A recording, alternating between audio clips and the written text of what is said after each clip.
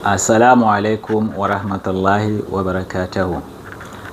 You are welcome to Hajj made simple, step by step of Hajj activities, inshallah. And this is episode number 4. If you want to know the activities of Umrah, you visit the episode number 3. If you want to know the activities of Medina, you see the episode number 2. And if you want to know the preparation for Hajj, you go to episode number 1. This is episode number 4 and is basically on Hajj activities.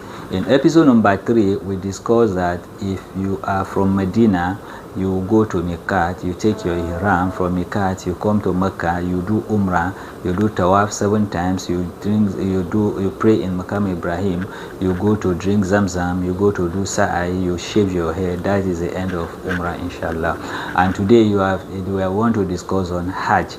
Now Hajj starts from 8th of Zul Hajj, inshallah. On the 8th of Zul Hajj, you are expected to take your bath and intend your Hajj activities.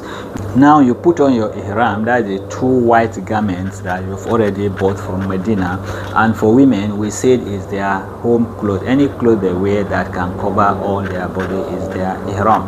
Now you have taken your bath, you have perfumed your body, you have put on your ihram. Now on the 8th of Zul Hajj, inshallah, the Hajj activities start proper. You now take your intention, Labbaika Hajj. You now say you are intending Labbaika Hajj. I answer your call for Hajj, Ya Allah. Yes, I answer your call for Hajj, Ya Allah. And you start your Hajj. And that day, if you are in a convoy, your agent will bring the bus that will convey you to Mina. On that 8th, you leave Mecca for Mina.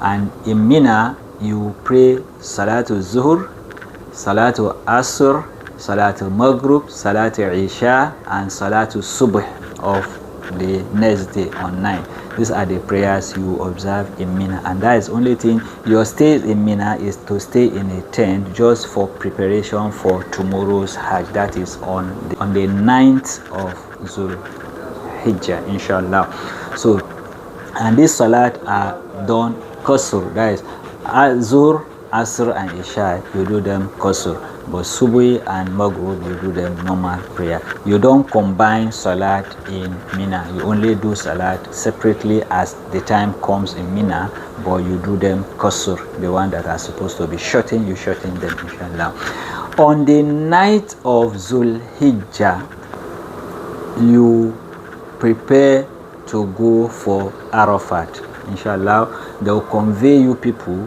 to Arafah. In Arafah, there are tents that they will lodge you first, but then before Zuhur you are expected to be in Arafah, and then from Zuhur you will be there to sunset, and you are expected to stay within the cycle of Arafah. That is the mistake most people do and make them not to have Hajj, even though they go for Hajj, but they don't have the reward for performing Hajj, because people mostly stay outside the corridor of Arafah. And that is why the Saudi authority have indicated that Arafah begins here, Arafah ends here. They write it in English, they write it in Arabic, in China and in other languages, for you to read that if you are outside this wall, you are not in Arafah. So if your own tent is not within the corridors of Arafah, don't remain in your tent. Move from your tent to go and stay under the hill of Arafah. It is not compulsory that you must climb the hill of Arafah. Nobody say you should do that. The Prophet said, I stood here, but all the angles of Arafah is also where to be stood. So anywhere you stand around the Arafah is also okay. Make sure you don't stay outside the Arafah, inshallah. And also listen to sermon that will be given, and then you do Salatul Zuhur and Asr as Qasr and as to Jam'i. You do Jam'i Salat. Salatul Zuhur and Salatul Asr is combined and you do them Qasr. After that one, you stay till sunset and you leave Arafah for Muzdalifah. In Muzdalifah, you are supposed to be in Muzdalifah and observe Maghrib and Isha also combined. Maghrib and Isha also combine. You do Maghrib 3 and you do Isha 2, you combine them. In Muzdalifah, you are not expected to do anything. You are not expected to observe your supplication, to read Quran, to do. No, you are expected to relax under an empty sky. You and the skies are facing yourself. You relax there, inshallah, and there you need food to eat, and there are people that will provide food for free. There are people that will sell food, and some people will buy food for people. Whichever one you can do there is fine. Then you relax there. Mostly you are expected to do Salatul Subhi in Muzdalifah before you go to Mina. But if you could not do Salatul Subhi and you go to Mina to do Salatul Subhi, it is not totally wrong. After your Salatul Subhi in Mina, you now prepare for Raml, that is Jamratul Aqaba, and that is the day of Yawmun Nahar, the day of sacrifice. On the 10th of Zulhijjah, you are expected to leave Muzdalifah for Mina.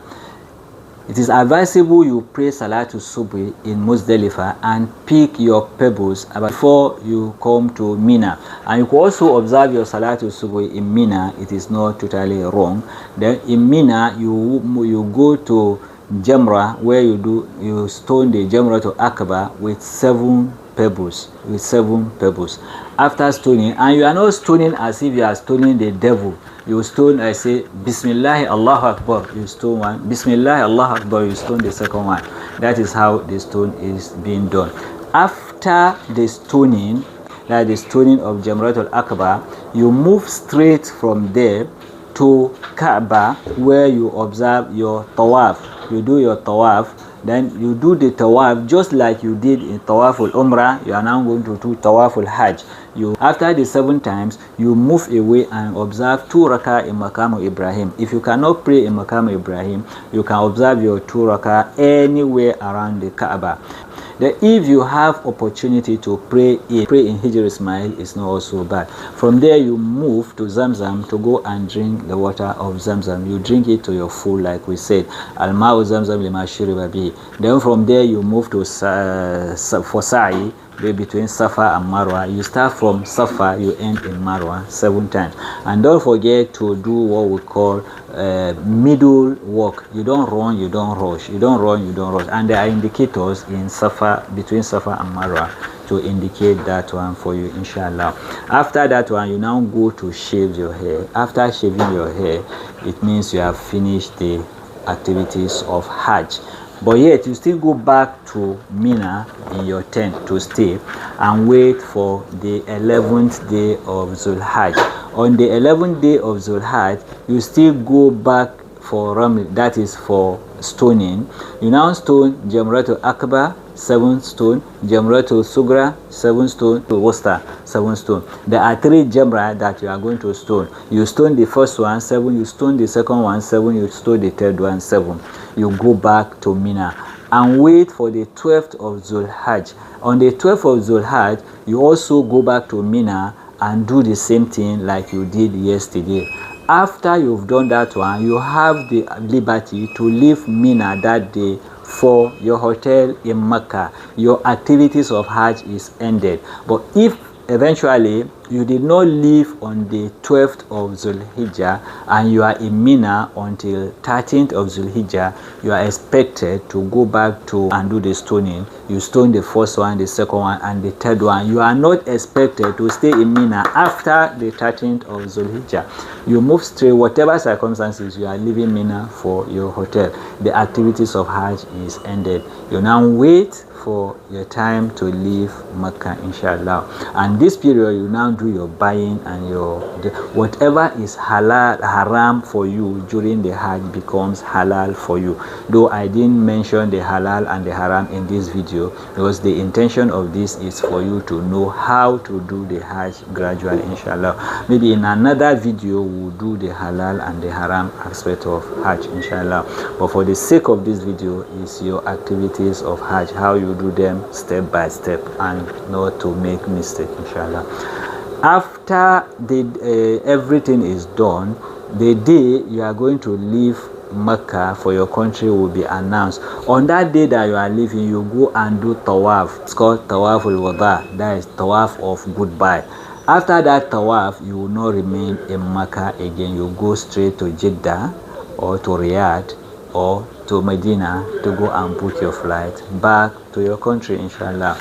And you wait for the next time. If Allah wills that you should visit Mecca again for Hajj and Umrah, you now wait for the time. And if this is your last day of Hajj and Umrah, then may Allah subhanahu wa ta'ala accept it as makbul, inshallah.